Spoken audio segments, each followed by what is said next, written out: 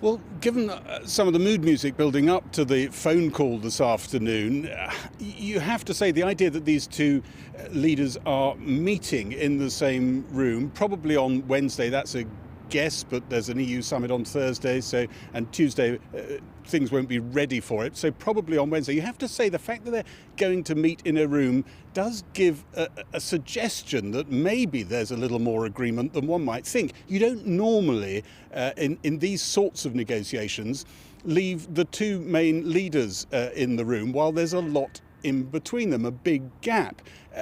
But it could turn out, nothing's conventional about this process, that they are going to get crunchy in that meeting, going through actual detail, trying to put numbers where X, Y and Z are, say, for instance, in the fishing agreement. But that is not the normal way it works. And a joint statement at the end of that phone call, when it had seemed as though the Prime Minister was going to come to the cameras and make his own, perhaps defiant statement, maybe that points in a different direction as well. We just don't know at the moment. As they've both said, the three areas of disagreement remain, and there remain 24 days before the United Kingdom leaves the transition.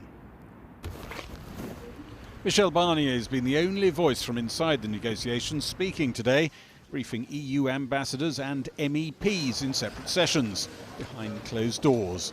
Ireland's foreign minister reported those briefings were gloomy. Well, look, having heard from Michel Barnier this morning, really the news is very downbeat. I would say he was very gloomy. This afternoon, EU leaders briefed Chancellor Merkel and President Macron ahead of a phone call to Boris Johnson.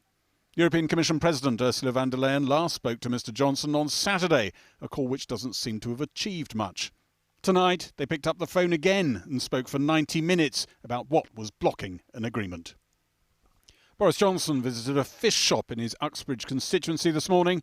The issue of how much fish EU boats can catch in UK waters is still deadlocked. Lord Frost, the chief UK negotiator, in Brussels this morning. We're still working very hard. The other big area of disagreement in these talks, the level playing field. The EU wanting to lay down what happens if Britain takes advantage of its new freedom from EU regulations to diverge dramatically. Until the 31st of December, when the transition ends, the UK obeys the same set of laws as the EU on areas like the environment, social policy and state subsidy rules. The two are in balance. If the UK, after the 1st of January next year, decides it wants to shed some of those laws, lightening the legal burden on business, the EU wants to be able to tilt the scales back to their advantage, imposing tariffs on UK goods going into the EU. Anton Spisak, until recently, worked for the government on the Brexit negotiations. One of the EU's asks has been that it wants to be able to retaliate even before triggering a formal dispute, and that's called autonomous measures in the jargon of the EU, but really what it means is that if the EU is unhappy, it would be able to trigger a dispute and potentially retaliatory measures without even going through the formal process, which can take a very long time, potentially punishing the UK for something that it hasn't done. So the UK wants to have recourse to independent arbitration, and it doesn't want those unilateral measures to be in place. This EU leaders' summit in October was once meant to be the deadline for a free trade agreement. This morning, Michel Barnier said the next summit, starting on Thursday, was the deadline. There's no sign yet the latest cross-channel phone call has produced the breakthrough needed to make sure Britain's full exit from the EU and its rules will be smoothed by an agreement. Gary Gibbon. Well, I'm joined now by the French MEP and former French Minister for European Affairs, Nathalie Loiseau. She's a member of the UK Coordination Group in the European Parliament. Nathalie Loiseau, let me ask you a dangerous question. Where do you think we are tonight? Oh, thank you for this easy question. But maybe for the first time, I would say I'm not optimistic. Because we know that there are still important divergences, and they are on central points, on key issues. And there is very little time left. There has been a number of days and weeks during which Michel Barnier and David Frost have tried to lower these differences, and it has not worked out yet, and there is very little time left. Well, I mean, you know the British situation pretty well. You have to help out in the Parliament a great deal. I'm just wondering whether you think that a meeting between Mr. Johnson and Mr. Barnier really can deliver something that all these negotiators, who are well seasoned in negotiating, have not been able to do. Well, actually, we do ask ourselves a question, that is Boris Johnson willing to move? So far, we've seen that he's not willing to take responsibility for a no deal, but that he has not provided reasons for a deal either.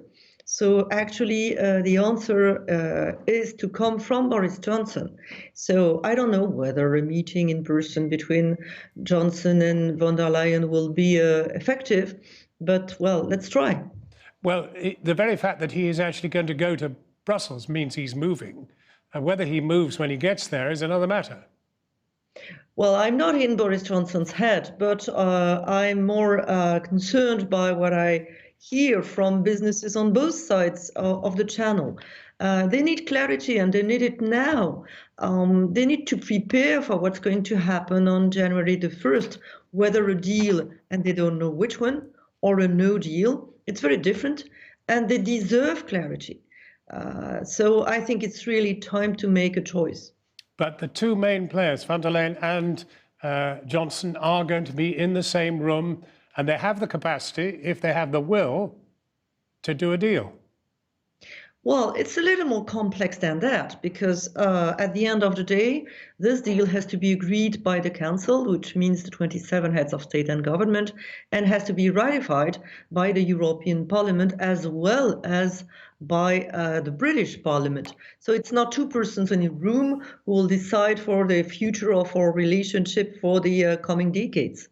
One of the big difficulties has been the question of what happens to French fishermen who fish a lot in British waters. Is that a big stumbling point? Monsieur Macron seems to be with his fishermen. Well, not only Mr. Macron, but the 27 heads of state and government have given a mandate to Michel Barnier to negotiate both a trade agreement and a fisheries agreement, and the two are interlinked. There is a need for reciprocal access to market as well as reciprocal access to waters, and there are big divergences. There's only a few weeks till the transition period ends. I mean, even if Johnson and von der Leyen managed to have some kind of an agreement, is there time actually to do the job before the whole thing closes down anyway? Well, we in the European Parliament have decided to dedicate all our efforts and all our commitment to make it possible if there is an agreement. But so far, the reason why I was saying that I was not optimistic is that I see so big divergences on level playing field, on the governance of the agreement, on fisheries, and on a number of less well-known issues that I do wonder. And I fully respect the sovereignty of the United Kingdom. I fully respect the political situation of the United Kingdom. So if minds are not ready now for a good deal, well, it's not the end of the world. Let's admit that we cannot make it on 2020, and let's try again later next year.